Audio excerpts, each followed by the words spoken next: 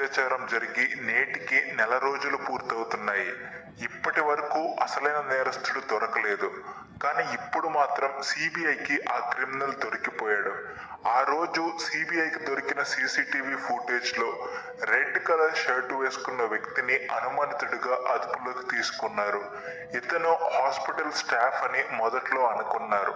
కానీ ఇన్వెస్టిగేషన్ చేసిన తర్వాత ఈ వ్యక్తి ఎవరో ఏంటో ఎవరికి తెలియదు అనే విషయం తెలిసింది. సిబిఐకి ఇప్పుడు ఈ కేసుకు సంబంధించి ఎన్నో బలమైన ఆధారాలు దొరికాయి. వాళ్లకు దొరికిన వీడియో ఫుటేజీలో అసలైన నేరస్తుడిని స్పష్టంగా చూడగలుగుతూ ఉన్నారు. దాంతో పాటుగా ఎవరైతే సెమినార్ హాల్లో విధ్వంసం సృష్టించారో వాళ్లను కూడా అదుపులోకి తీసుకున్నారు. వాళ్లను చాలా రోజుల నుండి ఇంట్రాగేషన్ చేస్తూ ఉన్నారు. సెమినార్ హాల్ ను నాశనం చెయ్యమని ఎవరు చెప్పారు, దీని వెనుక ఎవరు కారణం అనే విషయాలను సిబిఐ వాళ్ళను ప్రశ్నించింది. ఆర్జికర్ మెడికల్ కాలేజీకి సంబంధించిన ఒక గెస్ట్ హౌస్ కూడా ఇప్పుడు బయటపడింది. ఈ గెస్ట్ హౌస్ లోనే ఇప్పటి వరకు ఎన్నో నేరాలు ఘోరాలు జరిగాయి. ఇప్పటి వరకు దాన్ని క్లోజ్ చేసే ఉంచారు. సిబిఐకి కూడా దాని గురించి ఎలాంటి క్లూ దొరకలేదు. దీనికి తోడు మరొక ముఖ్యమైన విషయం ఏమిటంటే సంజయ్ రాయ్ ఈ కేసులో ప్రధాన నేరస్తుడిగా పట్టుబడ్డాడు అనే విషయం అందరికీ తెలిసిందే. అతని మీద ఛార్జ్ షీట్ కూడా వేశారు. ఇప్పుడు కోర్టు కూడా ఇతనికి వ్యతిరేకంగా తీర్పుని ఇచ్చింది. ఆ జడ్జిమెంట్ వింటే నేరం చెయ్యాలి అనుకునే వాళ్ళు ఎవరైనా సరే దిమ్మ తిరిగిపోతుంది. ఏదైనా నేరం చేసి సులువుగా తప్పించుకోవచ్చు అని అనుకునే వాళ్లకు కూడా వెన్నులో వణుకు పుడుతుంది. ఈ విషయాలకు సంబంధించిన ప్రతి అప్డేట్ ని నేను మీకు అందిస్తాను. ఈ వీడియోని చివరి దాకా చూడండి. మా వీడియో నచ్చితే ఛానల్ ని సబ్స్క్రైబ్ చేయండి. ఈ కోల్కతా డాక్టర్ అత్యాచారానికి సంబంధించి 3 ముఖ్యమైన విషయాలు బయటపడ్డాయి. వాటన్నిటి గురించి మనం ఈ వీడియోలో డిస్కస్ చేద్దాం. అయితే వాటిల్లో ప్రధానంగా ఈ మెడికల్ కాలేజీకి చెందిన గెస్ట్ హౌస్ గురించి ప్రస్తుతం అందరూ చెప్పుకుంటూ ఉన్నారు. మెడికల్ కాలేజీలోనే ఈ గెస్ట్ హౌస్ నిర్మించారు. ఇక్కడే ఎన్నో నేరాలకు ఆ దుండగులు పాల్పడ్డారు. ఈ గెస్ట్ హౌస్ లో అవయవాలను తారుమారు చేసి బయట దేశాలకు అమ్ముకునేవారు. ఇక్కడ ఫోటోగ్రఫీతో పాటు వీడియోగ్రఫీ కూడా చేసేవాళ్ళు. ఇక రెండో విషయం ఏంటంటే ఆగస్టు 9న లేడీ డాక్టర్ మీద అత్యాచారం జరిగిన తరువాత మరుసటి రోజు సెమినార్ హాల్లో విధ్వంసం నిర్వహించారు. రౌడీ మొక కాలేజ్ లోకి వచ్చి సెమినార్ హాల్ ని నాశనం చేయడం మీరు చూసే ఉంటారు. అయితే ఈ రౌడీలు కావాలనే అక్కడికి వచ్చి అక్కడ విధ్వంసం సృష్టించినట్టుగా తెలుస్తూ ఉంది.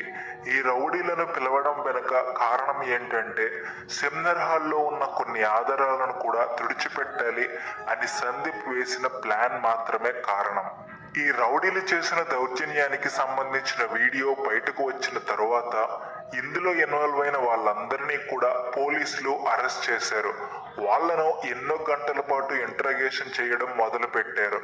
వాళ్ళు సెమినార్ హాల్ను నాశనం చేయడం వెనుక కారణం ఏంటో తెలుసుకోవాలి అని కూడా పోలీసులు ట్రై చేశారు. అలా ఇంట్రాగేషన్ చేసిన తరువాత పోలీసులకు ఇదంతా కావాలని చేసిన కుట్ర అనే విషయం తెలిసింది. కాలేజీ ప్రిన్సిపల్ సందీప్ ఘోష్ తో పాటు మరొక జూనియర్ డాక్టర్ కలిసి ఆ సెమినార్ హాలును నాశనం చేయడానికి ప్లాన్ చేశారు. దీంతో పాటుగా సందీప్ కి వ్యతిరేకంగా మరొక పెద్ద ఆధారం కూడా దొరికింది. మెడికల్ కాలేజీ రెనోవేషన్ కోసం అతను పాస్ చేసిన సర్క్యులర్ కూడా సిబిఐకి దొరికింది. ఇప్పుడు సందీప్ చుట్టూ ఉచ్చు బిగుస్తూ ఉంది.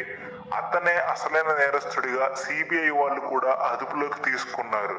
మరొక ముఖ్యమైన విషయం ఏమిటంటే ఆగస్టు 9న జూనియర్ డాక్టర్ చనిపోయింది అని తెలిసిన తరువాత పోలీసులతో పాటు ఫోరెన్సిక్ నిపుణులు కూడా మెడికల్ కాలేజీకి చేరుకుని ఆధారాలను సేకరిస్తూ ఉన్నారు. క్రైమ్ సీన్ ప్రొటెక్ట్ చేయడానికి వాళ్ళు 10 మీటర్ల వరకు అక్కడికి ఎవరిని రానివ్వకుండా చూసుకున్నారు. కానీ అలాంటి టైంలోనే రెడ్ కలర్ టీషర్ట్ వేసుకున్న ఒక వ్యక్తి అక్కడికి వచ్చాడు. అతను ఆధారాలను నాశనం చేయడానికి ట్రై చేశాడు. ఈ విషయం గురించి లేడీ డాక్టర్ తల్లిదండ్రులే స్వయంగా చెప్పారు. తమ కూతురు డెడ్ బాడీ చుట్టూ ఉన్న finger prints and foot prints లను కావాలనే ఎవరో నాశనం చేశారు అని ఆ పేరెంట్స్ ఆరోపించారు. ఒక ఎర్రటి కలర్ టీషర్ట్ వేసుకున్న వ్యక్తి చేతిలో ఏదో లిక్విడ్ ఉంది అని దానిని ఉపయోగించి అతను ఆధారాలను నాశనం చేశాడు అని ఆ అమ్మాయి తల్లిదండ్రులు చెప్పారు. అక్కడ పోలీసుల బందోబస్తు ఉండగా కూడా ఆ వ్యక్తి అంత ధైర్యంగా లోపలికి వచ్చాడు అంటే అతను ఎవరు? అతనికి ఈ కేసుకి ఏంటి సంబంధం? అతనికి తెలిసిన వాళ్ళు కూడా ఆ హాస్పిటల్లో ఎవరు లేరు. మరి అలాంటప్పుడు అతను హాస్పిటల్కి ఎందుకు వచ్చాడు? అతను ఎంత పవర్ఫుల్ వ్యక్తి అంటే పోలీసులు కూడా అతనిని అడ్డుకోలేకపోయారు. లేడీ డాక్టర్ డెడ్ బాడీని కూడా అతను టచ్ చేశాడు అంటే ఆ టైంలో అక్కడ ఉన్న పోలీసులు చేతులకు గాజులు తొడుక్కున్నారా అని కూడా ఆ లేడీ డాక్టర్ పేరెంట్స్ ప్రశ్నిస్తున్నారు. లేడీ డాక్టర్ పేరెంట్స్ మరొక ముఖ్యమైన ఆరోపణ కూడా చేస్తున్నారు. అదేంటి అంటే ఛార్జ్ షీట్ లో వాళ్ళు 10 గంటలకు హాస్పిటల్ కు వచ్చినట్టుగా రాశారు. కానీ వాస్తవానికి వాళ్ళు హాస్పిటల్ కు వెళ్ళిన సమయం 1 గంట. 3 గంటల పాటు వాళ్ళు తమ కూతురి శవాన్ని చూడడానికి ఎదురు చూస్తూ ఉన్నారు. పేరెంట్స్ ని కూడా 3 గంటల పాటు డాక్టర్ డెడ్ బాడీ దగ్గరకు పంపించలేదు అంటే దానికి కారణం ఏంటి? పేరెంట్స్ కూడా లోపలికి వెళ్ళలేనప్పుడు ఆ రెడ్ టీ షర్ట్ వేసుకున్న వ్యక్తి మాత్రం లోపలికి ఎలా వెళ్ళగలిగాడు? దీన్ని బట్టి మనకి అర్థమయ్యేది ఏంటంటే ఆధారాలను నాశనం చేయడానికి పెద్ద ప్లానే వేశారు. పోలీసులు చెప్పిన దాంట్లో నిజం ఉంది అని అనుకుంటే ఉదయం 10 గంటల సమయంలో ఆ లేడీ డాక్టర్ ఫ్యామిలీ మెంబర్ని అని చెప్పుకుంటూ లోపలికి వెళ్ళడానికి ట్రై చేసిన ఆ వ్యక్తి ఎవరు? ఛార్జ్ షీట్ లో లేడీ డాక్టర్ రిలేటివ్స్ ని 10 o'clock వచ్చారు అని రాశారు. కానీ వాళ్ళు ఆ సమయానికి అక్కడ రాలేదు అని వాళ్ళే స్వయంగా చెబుతున్నారు. మరి అలాంటప్పుడు పోలీసులు ఎందుకు ఇలాంటి తప్పుడు ఛార్జ్ షీట్ రెడీ చేశారు? చనిపోయిన లేడీ డాక్టర్ పేరెంట్స్ చెప్పిన విషయాలు విన్న తర్వాత ఎవరికైనా సరే కోల్కతా పోలీసుల మీద ఎన్నో అనుమానాలు కలగడం సహజం. ఈ పోలీసు అధికారులు లేడీ డాక్టర్ తల్లిదండ్రులకు లంచం ఇవ్వడానికి కూడా ట్రై చేశారని, ఈ కేసును వెనక్కి తీసుకోమని బెదిరించారని కూడా మనకు తెలుస్తూ ఉంది. కళ్ళ ముందు కన్న కూతురు చనిపోయి ఉన్నప్పుడు వాళ్లకు ఆ క్షణంలో ఏం చేయాలో కూడా అర్థం కాదు. అటువంటి టైంలో వాళ్లకు అండగా నిలవకపోగా వాళ్లను టార్చర్ పెట్టడానికి ఎందరో ట్రై చేశారు. లేడీ డాక్టర్ వాళ్ళ నాన్న మరొక ముఖ్యమైన ఆరోపణ కూడా చేశారు. అదేంటి అంటే ఒక తెల్లటి కాగితం మీద తమ సంతకాలు తీసుకోవడానికి పోలీసులు ట్రై చేశారు అని కూడా ఆయన చెప్పారు. తెల్లటి కాగితాల మీద సంతకం తీసుకోవడం వెనుక కారణం ఏంటి? పోలీసులు ఈ కేసుని తప్పుద్రోవ పట్టించాలి అని అనుకుంటున్నారా? ఎవరైనా పెద్ద పోలీసు అధికారి సందీప్ ఘోష్కి సహాయం చేస్తూ ఉన్నారా? దీని గురించి తొందరలోనే తెలియాల్సి ఉంది. ఇదిలా ఉంటే మరోవైపు కోర్టు కూడా సంజయ్ రాయ్కి వ్యతిరేకంగా తీర్పుని ఇచ్చింది. ఆ అమ్మాయి బాడీలో దొరికిన 150 ml లిక్విడ్ లో సంజయ్ DNA మ్యాచ్ అయింది. కాబట్టి అతనికి తొందరలోనే ఉరిశిక్ష పడవచ్చు అని అందరూ చెబుతున్నారు.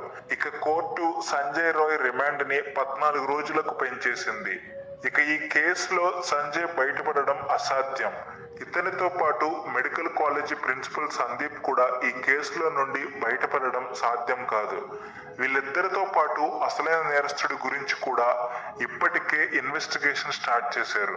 ఈ కేసులో కోల్కతాకు చెందిన బడాబాబుల పేర్లు బయటపడే ఛాన్స్ ఉంది అని చాలా మంది భావిస్తున్నారు. సందీప్ ఘోష్ ని మినీ సీఎం అని కూడా కోల్కతా వాళ్ళు పిలుచుకుంటారు అంటే అతగాడికి ఉన్న పవర్ ఏంటో మీరే ఆలోచించుకోండి. ఆ మెడికల్ కాలేజీ మీద ఎన్నో ఆరోపణలు ఉన్నా సరే అతను దర్జాగా బయట తిరుగుతూ ఉన్నాడు అంటే దీని వెనుక బడాబాబుల హ్యాండ్ ఉంది అని ఎవరికైనా అర్థమవుతుంది. లేడీ డాక్టర్ కి తొందరలోనే న్యాయం లభించాలి అని మనందరం మనస్ఫూర్తిగా కోరుకుందాం. ఆమె ఆత్మ శాంతి కోసం కామెంట్ లో ఓం శాంతి అని రాయడం మర్చిపోకండి. అలాగే ఈ వీడియో మీకు నచ్చితే లైక్ చేసి షేర్ చేసి అలాగే సబ్స్క్రైబ్ చేయండి.